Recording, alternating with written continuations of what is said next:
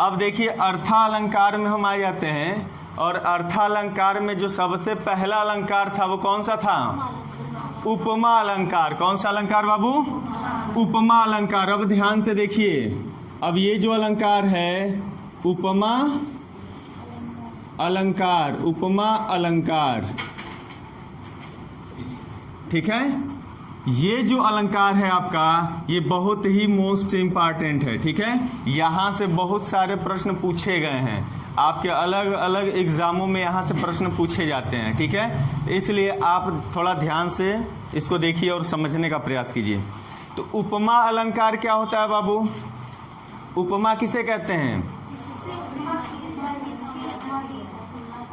बहुत बढ़िया। तो सिंपल भाषा में हम समझेंगे कि जहां पर अत्यधिक समानता के कारण, किसके कारण बाबू? अत्यधिक समानता के कारण एक वस्तु की तुलना दूसरी वस्तु से की जाती है, तो वहां पे कौन सा अलंकार होता है? उपमा अलंकार होता है। क्लियर हो गई बात? मैं लिख रहा हूं, फिर समझना और इसको, तो साथ में आप लिखते चलो ताकि समय बचे। उपमा अलंकार किसे कहते हैं? तो आराम से लिखो, जहां अत्यधिक समानता के कारण, अत्यधिक समानता के कारण एक वस्तु या व्यक्ति भी हो सकता है, ठीक है ना। मैं लिख दे रहा हूं, एक वस्तु या व्यक्ति की तुलना दूसरे वस्तु या व्यक्ति से की जाए तो वहां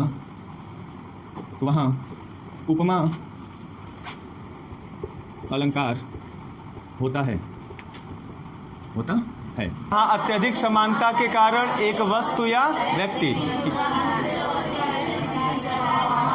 उपमा अलंकार होता है। मतलब यहाँ पे तुलना से है, इसका मतलब क्या है? तुलना से है। मतलब एक वस्तु की तुलना हम दूसरी वस्तु से करेंगे, एक व्यक्ति की तुलना हम दूसरे व्यक्ति से करेंगे, और उनमें हम देखेंगे समानता के आधार पर तुलना करेंगे, ठीक है। जैसे मान लो उस दिन मैंने आपको कहा था, व्यवहारिक जीवन में देखो, है ना, जैसे कोई तैयार हो रहा हो तो आप क्या बोल देते हो? आज लग रहा है एकदम शाहरुख खान है ना, शाहरुख खान जैसे लग रहे हो। तो ये क्या है?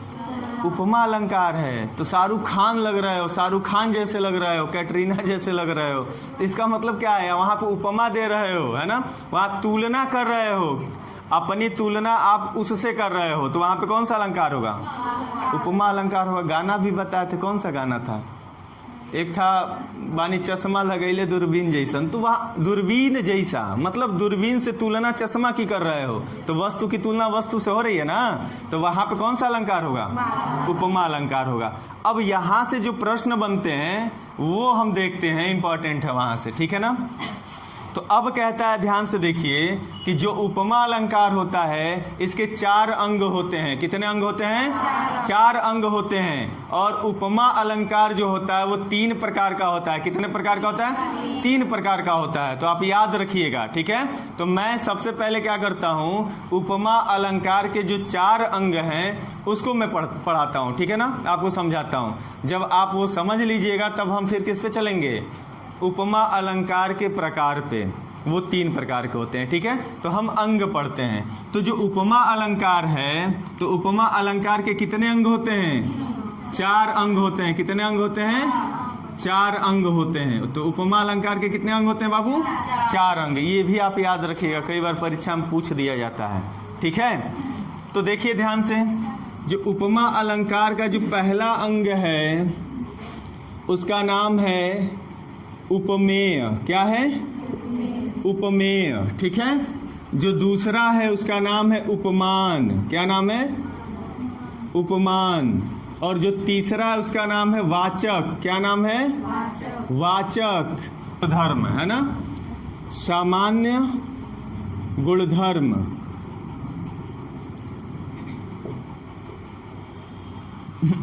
ये 4 अंग हैं, और यहाँ से प्रश्न भर भर के पूछता है, ठीक है। बाल्टी में जैसे पानी भरते हो ना, ये बोरा में भर भर के पूछता है। अब ध्यान से देखो, कह रहा है कि उपमेय क्या होता है। यहीं से परीक्षा में पूछा जाता है प्रश्न, है ना। आपके सामने उदाहरण दे देगा, 2 लाइन दे देगा, 1 लाइन दे देगा और कहेगा कि उसमें बताओ कौन सा उपमेय है, उस लाइन में क्या उपमान है, उस लाइन में वाचक बताओ, वाचक क्या है ना। तो आप जब इसको समझे रहोगे तब तो उस लाइन में उपमेय क्या है, उपमान क्या है, वाचक क्या है निकाल पाओगे। तो चलो इसको देखते हैं। उपमेय किसे कहते हैं बता दो जल्दी से। उपमेय का मतलब जिसकी तुलना की जाए, जिसकी, मैं बहुत सिंपल में बता रहा हूं, जिसकी, लिखना नहीं अभी, जिसकी तुलना की जाए, जिसकी तुलना की जाए, तुलना की जाए, उसे हम क्या कहते हैं बाबू? उपमेय कहते हैं। उपमान किसे कहते हैं? जिससे तुलना की जाए, है ना। किससे? जिससे तुलना की जाए, तो जिससे तुलना की जाए उसे हम क्या कहते हैं? उपमान कहते हैं। क्लियर है। और वाचक किसे कहते हैं तो ध्यान से सुनिए, मैं सबसे पहले इन चारों को बता दे रहा हूं, फिर एग्जाम्पल लूंगा, ठीक है। अब वाचक किसे कहते हैं? कहता है कि वे शब्द, कौन शब्द बाबू? वे शब्द जिससे उपमेय और उपमान, उपमेय और उपमान की तुलना की जाए। कि तुलना, तुलना भूल जा रहे हो, एक ही बार लास्ट में जाए हैं। तुलना की जाए उसे हम क्या कहते हैं? वाचक कहते हैं, या इसी को हम वाचक शब्द कहते हैं। क्या कहते हैं? वाचक शब्द कहते हैं। क्या कहते हैं बाबू? वाचक शब्द कहते हैं। और ये कुछ वाचक शब्द मैं लिख दे रहा हूं ताकि आपको लाइन में देख के पता चल जाएगा कि ये हमारा वाचक शब्द है, वाचक है। जैसे आपका अगर लाइन में सा आ जाए, ठीक है, से आ जाए, सी आ जाए, है ना, या जैसा आ जाए, या फिर जैसी आ जाए, या फिर सरिस आ जाए, या फिर ज्यों आ जाए। कौन सा शब्द? ज्यों आ जाए। मतलब इस तरह के जो शब्द आएंगे हमारे वाक्य में वो हमारे कहलाएंगे वाचक शब्द, और उन्हीं को वही, यही क्या करते हैं शब्द? उपमेय और उपमान की तुलना कराते हैं। क्या कराते हैं? तुलना, इसलिए वाचक कहलाते हैं। ठीक है। अब आओ, सामान्य गुण धर्म किसे कहते हैं? तो कहता है कि वे गुण जिससे उपमेय और उपमान की तुलना की जाए। कि तुलना की जाए। जैसे आप देखोगे गुण की बात कर रहा है, जैसे सुंदरता। सुंदरता क्या है? एक गुण हो जाएगा। क्या हो जाएगा? सुंदरता। सुंदरता, चंचलता, सुने हो, कालापन, गोरापन, ये सब क्या आ जाएंगे? हमारे सामान्य गुण धर्म में आ जाएंगे। क्लियर है। तो एक बार ध्यान से देख लो, उपमेय किसे कहते हैं? जिसकी तुलना की जाए उसे उपमेय कहते हैं, जिससे तुलना की जाए उसे उपमान कहते हैं। और वाचक क्या कहलाते हैं? तो वाचक वे शब्द होते हैं जिससे उपमेय और उपमान की क्या की जाए? तुलना की जाए। ठीक है। जैसे में सा, से, सी, जैसा, जैसी, सरिस, ऐसे शब्द आए तो हमारे वाचक कहलाएंगे। सामान्य गुण धर्म किसे कहते हैं? तो वे गुण जिससे उपमेय और उपमान की तुलना की जाए, तो वहां पे हमारा सामान्य गुण धर्म होगा। क्लियर है। तो आइए हम उदाहरण के माध्यम से समझते हैं। ठीक है। अभी लिखना मत, लिखने के लिए मैं समय दूंगा, पहले इसको समझो। ठीक है। जैसे एक उदाहरण लेते हैं कि सीता का मुख चंद्रमा जैसा सुंदर है। जैसे एक वाक्य में लिख रहा हूं, ध्यान से देखिएगा। सीता का मुख चंद्रमा जैसा, क्या जी? कहाँ? अच्छा, वेग लिख दिया, वे गुण, सॉरी। ठीक है ना। सीता का मुख चंद्रमा जैसा सुंदर है। अब ऐसे आपके क्वेश्चन में दे देगा, ध्यान से सुनिएगा। ये लाइन आपके परीक्षा में आ गया। अब इस लाइन से कहेगा कि इसमें बताइए उपमेय और उपमान क्या क्या है ना। कौन सा शब्द उपमेय है, कौन सा शब्द उपमान है, कौन सा शब्द वाचक है, कौन सा शब्द सामान्य गुणधर्म है। तो देखो ध्यान से, इस लाइन में हम देखने से पहले इसको देखते हैं। उपमेय हमको लिखना है, इसमें ढूंढना क्या है बाबू? उपमेय। और क्या ढूंढना है? उपमान। और क्या ढूंढना है? वाचक। और क्या ढूंढना है? गुणधर्म, मतलब सामान्य गुणधर्म। क्लियर है? ये चार हमें ढूंढना है, इसमें कहाँ कहाँ है। तो देखो कह रहा है जिसकी तुलना की जाए। इस लाइन में देखो किसकी तुलना की जा रही है? कह रहा सीता का मुख चंद्रमा जैसा सुंदर है। तो किसका मुख चंद्रमा जैसा है? सीता का है। तो सीता की तुलना की जा रही है। किसकी तुलना की जा रही है? सीता की। तो जो सीता शब्द है वो क्या हो जाएगा? सीता का मुख या सीता जो है हमारा उपमेय हो जाएगा। अब कह रहा है जिससे तुलना की जाए। सीता की तुलना किससे की जा रही है? तो आप देखो सीता की तुलना चंद्रमा से की जा रही है। किससे? चंद्रमा से। तो जिससे तुलना की जाएगी वो क्या कहलाएगा? उपमान। तो उपमान क्या है? चंद्रमा है। क्लियर है? अब देखो वाचक ढूंढना है। क्या ढूंढना है अब हमें? वाचक। तो वाचक शब्द कैसे मिलेगा? देखो इसमें कहीं सा से सी जैसा जैसी कुछ है? तो जैसा शब्द मिल गया। तो ये जो जैसा मिला ये क्या हो जाएगा? तो जैसा हमारा वाचक हो गया। अब देखेंगे सामान्य गुणधर्म। तो सुंदर उंदर मिल रहा है कि नहीं? तो सुंदर जो शब्द मिला है, सुंदरता, ये हमारा क्या हो जाएगा? सामान्य गुणधर्म। तो ये हो जाएगा सुंदरता। सुंदरता ये हमारा गुणधर्म है। तो इस तरह से हम छांट के निकाल लेंगे। और अधिक से अधिक आपकी परीक्षाओं में ये पूछता है, उपमेय पूछता है, उपमान पूछता है। एक बार एग्जाम में आपके वाचक भी पूछ दिया गया था। ठीक है? तो इस तरह से आप चारों निकालना जानते रहोगे तो एक पूछे चाहे दो पूछे चाहे तीन पूछे चाहे चारों पूछ दे, आप आराम से निकाल सकते हो। ठीक है? एक और उदाहरण आप लोग बताओ। मान लो जैसे मैं लिख दूं, मैं लिखूं बसर। बसर का मुख सूर्य जैसा चमकीला है। सूर्य जैसा चमकीला है। तो चलो इसमें आपको निकाल के बताना है कौन उपमेय है कौन उपमान है। तो उपमेय कौन सा है? किसकी तुलना की जा रही है? बसर की तुलना की जा रही। कहाँ गया बसर? तो बोलो। तो बसर की तुलना की जा रही, तो उपमेय क्या हो जाएगा? बसर। है ना? किससे की जा रही है? सूर्य से। तो सूर्य क्या हो जाएगा? उपमान हो जाएगा। तो सूर्य हमारा उपमान हो जाएगा। वाचक क्या हो जाएगा? जैसा। और सामान्य गुणधर्म चमकीला। अब छांट लोगे ना? क्लियर है? जैसे एक एग्जाम्पल मैं बोल रहा हूं, लिखो लिखो, आज छांट के बताओ।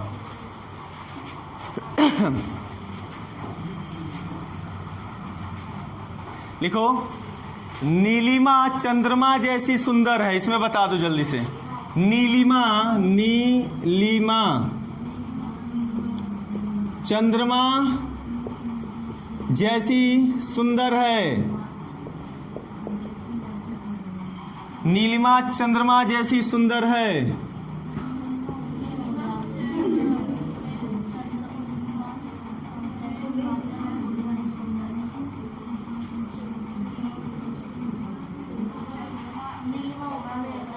चलो बता दो नीलिमा क्या है? क्यों? क्योंकि उसकी तुलना हो रही है। तो जिसकी तुलना वो उपमेय। तो नीलिमा क्या हो जाएगा बाबू? उपमेय। और उपमान चंद्रमा से तुलना की जा रही है ना, तो चंद्रमा हमारा क्या हो जाएगा? उपमान। आज जैसी क्या हो जाएगा? वाचक। सुंदर क्या हो जाएगा? गुणधर्म। कर लिए? एक और बता दो। पीपर पात सरिस मंडोला, बड़ी सुनते हो।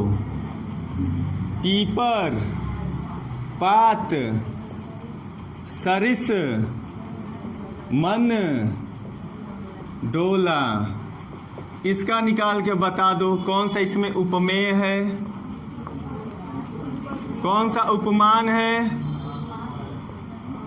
और कौन सा वाचक है और कौन सा सामान्य गुणधर्म है। ठीक है? चलो बताओ। इसको फॉलो करो। कह रहा है जिसकी तुलना, किसकी तुलना की जा रही है? सुनो इसका अर्थ समझाता हूं।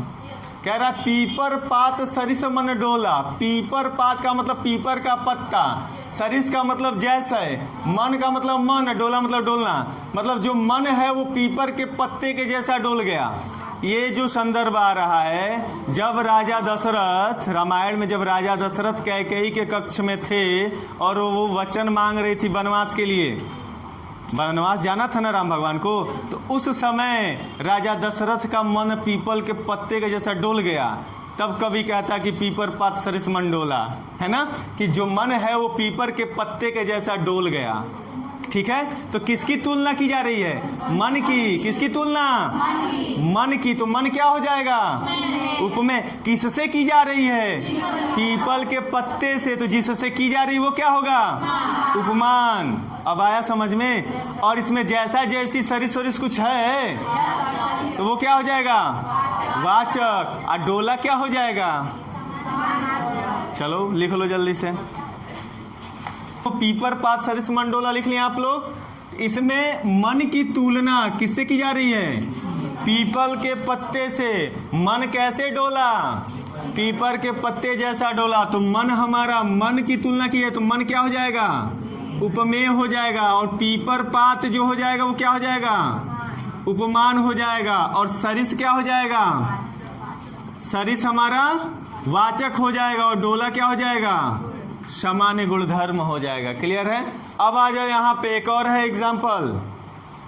कहता नील कमल से सुंदर नयन। अब यहाँ इसका मतलब क्या है? कह रहा है नयन का मतलब आंख, नयन का मतलब आंख। आंख की कैसा सुंदर है? नील कमल जैसा सुंदर है। तो आंख की तुलना किससे की जा रही है? नील कमल से की जा रही है। तो किसकी तुलना की जा रही है? आंख की। आंख का मतलब नयन का। तो किसकी तुलना की जा रही है? नयन की। तो नयन क्या होगा? उपमेय। तो उपमेय क्या होगा बाबू? नयन हो जाएगा। किससे की जा रही है? नील कमल से। तो नील कमल क्या होगा? उपमान। तो ये हो जाएगा उपमान, हो जाएगा नील कमल। नील कमल, ये एक ही में है नील कमल। ठीक है, अब बता दो वाचक क्या होगा? वाचक क्या होगा? से होगा। और गुणधर्म क्या होगा? सुंदरता हो जाएगा। सुंदरता हो जाएगा या सुंदर हो जाएगा। क्लियर है? इस तरह से हम निकाल लिए। तो अब आएगा पेपर में तो कर लोगे ना? चलिए, तो एक बार आपको बोलना है। तैयार हैं? तैयार हैं? सबको बोलना पड़ेगा, कोई चुप नहीं रहे। ठीक है? यादव, यादव को अकेले छोड़ दियो तुम लोग। चलो, रेडी हैं?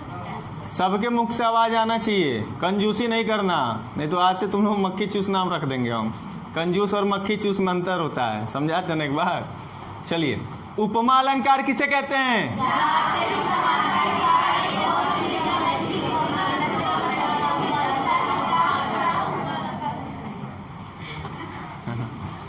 क्या कर रहे हो? बोलने के लिए कहा हूँ, झगड़ा करने के लिए नहीं कहा हूँ। अब एकदम लग रहा है वो उसका बाल खींच रही है, वो उसका। ऐसे ना करो ना, थोड़ा सा लड़ लो, अच्छे से लड़ लो, लाठी भाला लेके, है ना। चलो, अब बता उपमा अलंकार के कितने अंग होते हैं? बता कौन कौन? बहुत बढ़िया। उपमेय क्या होता है बाबू? उपमान क्या होता है? वाचक क्या होता है? वाचक शब्द कौन कौन से हैं?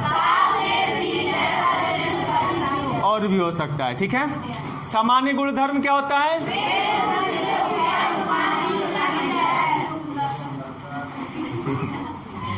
चलिए, अब मैं मिटाऊं इसको। कौन सा? लिख लो लिख लो लिख लो।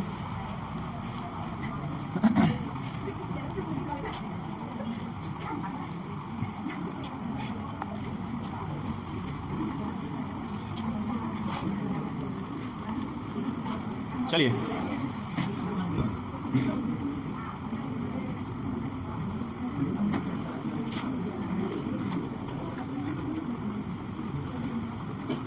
उपमा अलंकार के भेद कह लो या फिर प्रकार कह लो। तो ये कितने प्रकार का होता है बाबू? 3 प्रकार का होता है। तीन प्रकार का होता है। पहला जो उपमा अलंकार है उसका नाम है पूर्णोपमा। क्या नाम है? पूर्णोपमा अलंकार, है ना। जो दूसरा है उसका नाम है लुप्तोपमा। क्या नाम है? लुप्तोपमा। और जो तीसरा है उसका नाम है मालोपमा। ये तीन आपके उपमा अलंकार हैं, तीन हैं, ठीक है। उपमा, लुप्तोपमा, ठीक है।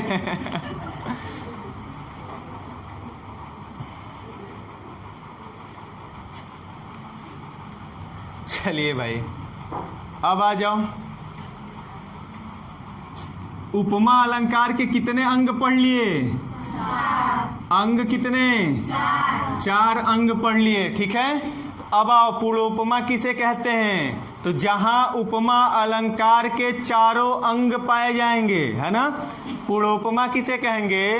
तो जहां उपमा अलंकार के चारों अंग मिलेंगे वहां हमारा कौन सा अलंकार होगा?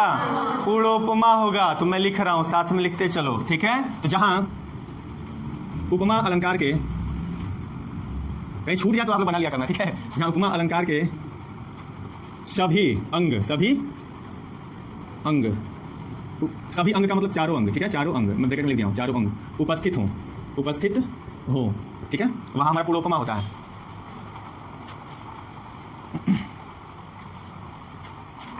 ठीक है। अब इसका भी लिखोगे, पहले लिख लो, चलो। जहां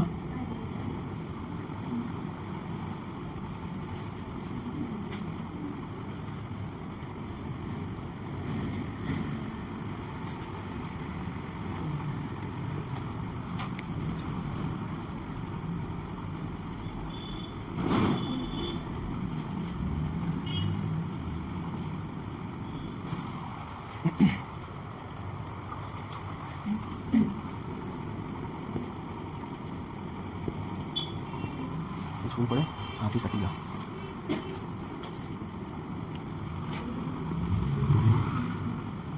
इसका भी एग्जांपल लिख लो, समझा दे रहा हूं मैं। मुख है सुंदर चंद्रसो,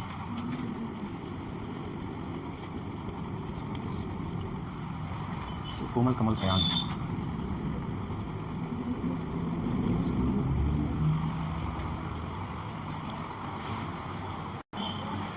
चलो आ जाओ, देखो। अब देखो, कह रहा पूर्णोपमा क्या होता है बाबू? तो जहां उपमा अलंकार के सभी अंग उपस्थित हो, सभी अंग का मतलब यहां पे चारों अंग। चारों अंग का मतलब क्या होगा? उपमेय होगा, उपमान होगा और वाचक होगा और सामान्य गुणधर्म होगा। क्लियर है? मतलब ये है कि जब पूर्णोपमा वही होगा जहां पे ये चारों के चारों उपस्थित होंगे। क्लियर है? तो चारों के चारों उपस्थित होंगे। तो इसके एग्जाम्पल हम पहले पढ़ चुके हैं। इसके एग्जाम्पल में हम ले सकते हैं पीपर, पात, सरिस, मन, डोला। क्या ले सकते हैं? पीपर, पात, सरिस, मन, डोला। तो चलो बता दो, इसमें क्या कहा जा रहा है कि जो मन है वो पीपर के पत्ते के जैसा डोल रहा है या डोल गया है ना। तो अब बताओ किसकी तुलना की जा रही है? मन की तुलना। तो मन क्या हो जाएगा? उपमेय हो जाएगा। किससे की जा रही है? पीपर के पत्ते से। तो पीपर पात से की जा रही है, ठीक है ना। और वाचक क्या है? सरिस हमारा क्या है? वाचक है। और डोला क्या है? ये तो पहले समझ चुके हो ना। तो हम इस उदाहरण से देख पा रहे हैं कि इसमें उपमा अलंकार के चारों अंग उपस्थित हैं। इसमें क्या है बाबू? उपमा अलंकार के चारों अंग उपस्थित हैं, इसलिए हमारा यहाँ पे क्या होगा? पूर्णोपमा होगा। क्लियर है? अब देखो, लुप्तोपमा। लुप्तोपमा, लुप्त का मतलब होता है गायब हो जाना। लुप्त का मतलब गायब हो जाना। पूर्णोपमा, पूर्ण का मतलब पूरा, पूरा का मतलब चारों का चारों अंग रहेगा। और लुप्त माने गायब हो गया, मतलब कोई एक अंग क्या हो जाएगा? गायब हो जाएगा। मतलब जहां उपमा अलंकार के सभी अंग उपस्थित न हो, मतलब ये चारों उपस्थित नहीं होंगे, कोई ना कोई अंग क्या हो जाएगा? गायब हो जाएगा, होगा ही नहीं वहां पे। तो वहां पे कौन सा होगा? लुप्त उपमा होगा। जैसे मखमल की तुलना की जा रही है हाथी के टीले से, है ना, तो किसकी तुलना की जा रही है? मखमल से। तो ये हो जाएगा मखमल की तुलना किससे की जा रही है? हाथी से। और वाचक क्या है? सा है। यहाँ पे जो टीला शब्द है ना, ये आपका सामान्य गुण धर्म नहीं है, ये सामान्य गुण धर्म नहीं, इसमें तीन ही उपस्थित है। एक क्या हो गया है? लुप्त हो गया है। क्या हो गया है? लुप्त। इसलिए यहाँ पे लुप्त उपमा होगा। क्लियर है? अब आओ, मालोपमा किसे कहते हैं? तो जहां उपमेय एक और उपमान अनेक हो। मतलब उपमेय एक होगा लेकिन उपमान क्या होगा? अनेक होगा। मतलब दो ही चीज इसमें होगा, एक होगा उपमेय और एक होगा उपमान। तो चलो, उपमान अनेक होगा और उपमेय एक होगा।